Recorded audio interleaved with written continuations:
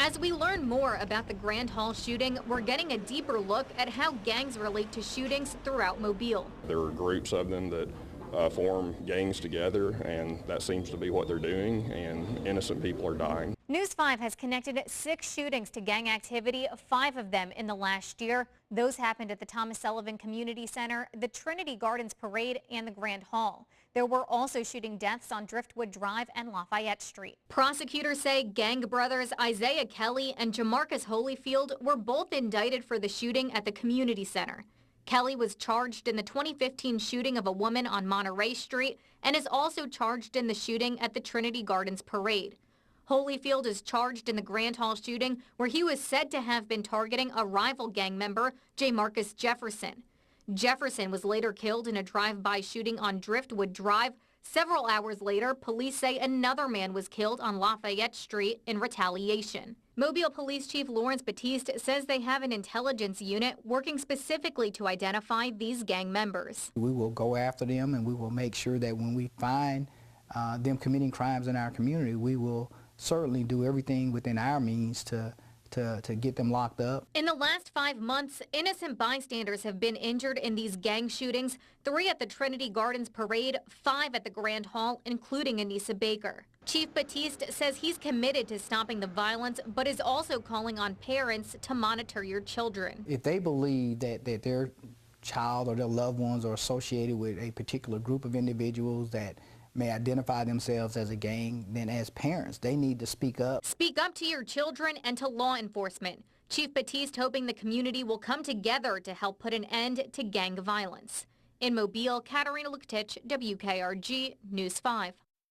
I'd keep going for him and honor for him. Coping with the loss of their little firefighter, it's a big roadblock that I don't want any other families to face. Has been tough for the Marion family. One of the nurses that helped treat William, she'll be going with me. But his mother, Jessica, is turning her grief into action. William was such a fighter, and throughout this whole situation, and so it kind of lit a fire in me to kind of do something and not just sit back and say, oh, woe is me. This weekend, she'll be traveling to Washington, D.C. with a group called 46 Mamas to address Congress.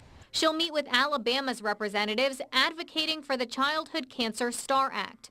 The STAR Act would increase funding for pediatric cancer research. I want to stand up and I want to stand proud with these moms and say that I tried and that I put my best foot forward in fighting for not just my son but other families who are going through this and who will be going through this. The STAR Act has already passed the Senate. It just needs to get through the House. So Jessica and others are urging lawmakers to vote yes.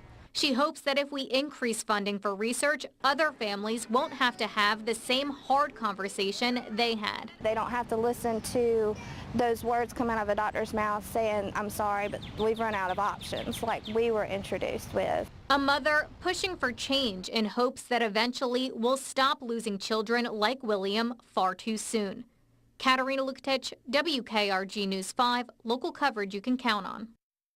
If your loved one has dementia or Alzheimer's, even autism, it can be easy for them to wander off and get lost. Breaking news, the body of 65-year-old Clarence Shute was discovered today. It happened in January when the temperature dipped into the teens.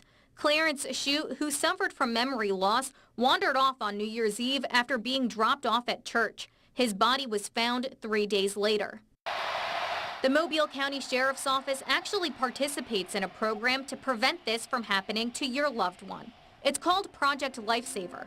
This bracelet is all deputies need to find them. It's a radio frequency program, not a GPS program. Once they call us, we'll actually put in their radio frequency into our device and actually be able to triangulate and locate them. Try to put familiar things in here with him. John Johnson has had dementia for nearly 10 years. Doctor stopped him from driving, and then he started walking more, and then he would wander off.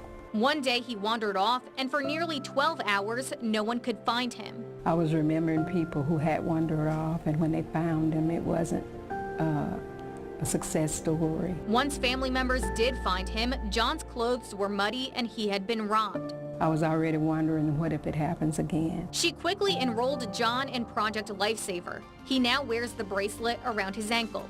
Mobile County deputies swap the batteries and the band once a month. So we wanted to see how it works. I have a bracelet on. I'm going to go wander in the woods and I'm going to time them to see how long it takes them to find me. All right, come on, let's go. After walking for several minutes, I called the deputies to come find me. Okay, I'm ready. I'm going to go ahead and start the timer. I'm picking up a signal now in this direction. So they followed the signal through the woods until they found me. There she is, got eyes on her. It took 6 minutes and 38 seconds. Now is that kind of normal between that time frame, or does it normally take longer or less? It really depends on how much of a head start they have and what they do. No matter how long it takes, it works. The Mobile County Sheriff's Office has a 100% success rate with Project Lifesaver, but it's a resource officials feel is underutilized. In the entire county, only 25 people are enrolled in the free program. As someone whose loved one has gotten lost before, Ethel Johnson encourages anyone eligible to enroll. You want to be a part of it. The goal, that no one has to risk losing the one they love forever. With photojournalist Jake Cannon, Katarina Luketich, WKRG News 5.